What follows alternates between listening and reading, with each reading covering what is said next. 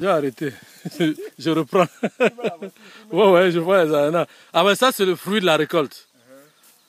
C'est quand même extraordinaire. Comme dirait l'autre, la terre ne trompe pas. Après quelques 30 km, c'est ça, de Yaoundé, on est arrivé en Fou et voilà ce qu'on... La terre restitue toujours au moins au centuple. Oui. Au moins au centuple, c'est ce qu'on lui a donné. Ah oui. Généralement, comme tu le dis, ça ne trompe pas. Ça ne trompe pas. Nous avons grandi dans la terre. C'est ça qui a fait de nous ce que nous sommes. Et on retourne à la terre. Et voilà, aujourd'hui. Vivant, hein?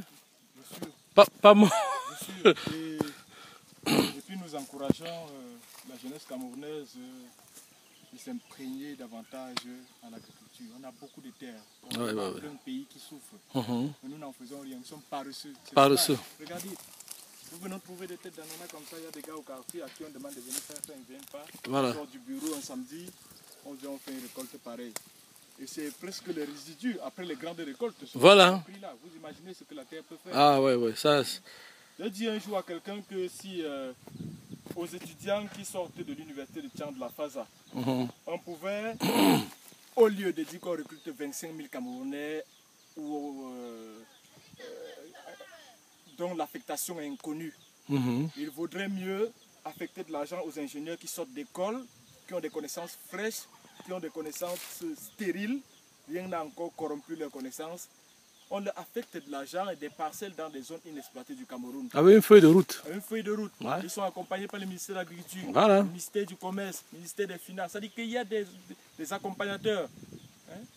Et du coup, on leur affecte de l'argent. On affecte peut-être 10 jeunes à peut-être un groupe de 5 agriculteurs à qui on donne peut-être 200 000. 200 millions, je veux dire. Ils vont abattre une forêt. Ils vont mettre dans cette forêt un élément de projet qu'ils auraient développé. Et franchement, 2-3 ans, ce ne sont pas des cultures pérennes, 2-3 ans après, il y aura un revenu inexploitable. Je dis inexploitable, parce qu'à ce moment, on aura besoin de main d'œuvre pour exploiter et faire continuer le projet. Absolument. Voilà. Mais aujourd'hui, tout le monde est venu rester en ville. On ne connaît pas. Moi, je creuse le rat. Je cherche des risques. Je coupe l'ananas. Je fais tout.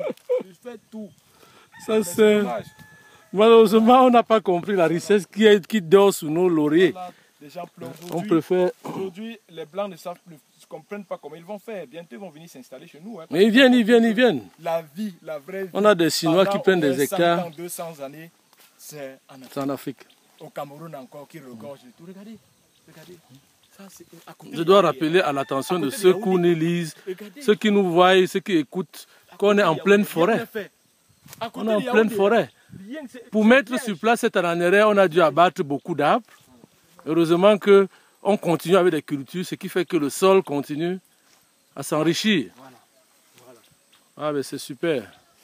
On n'a pas utilisé d'engrais, on n'a rien utilisé. C'est ce qu'on appelle du naturel. Ça c'est pas bio. C'est pas bio, c'est pas génétiquement, c'est bio. C'est pas génétiquement modifié. Bon, moi je voudrais faire aussi un témoignage. Ouais. Je voulais dire que je suis ému.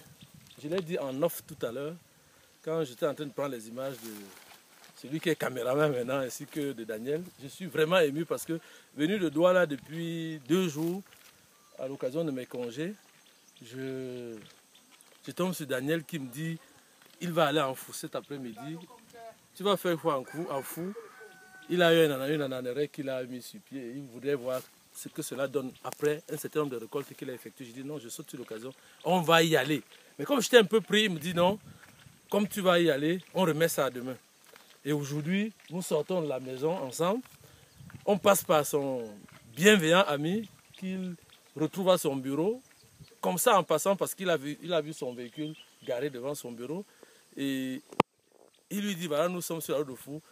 Comme je disais encore tout à l'heure, il dit qu'est-ce que je fais? Allons-y. Et nous voilà en Fou. Vraiment, je suis ému. J'ai dit cette étendue de terre faite de culture d'ananas. Nous sommes venus en dernière position. Tu as appelé ça comment? On appelait ça à Banga comment? C'est la quantité. Le ngweto. C'est-à-dire que dernier, c'est-à-dire que ce qu'on n'espère pas trouver. On espérait plus trouver des fruits ici, mais nous sommes à pratiquement 150 fruits dans cette belle voiture. Et vraiment, je suis ému. Je crois que rentrer à Douala, je vais mettre à profit les prochains congés pour réfléchir sérieusement sur l'ananeraie. Parce que nous sommes nés dedans. Nous sommes nés dedans et voilà que nous y retournons cette fois-ci en tant que promoteurs de cette agriculture.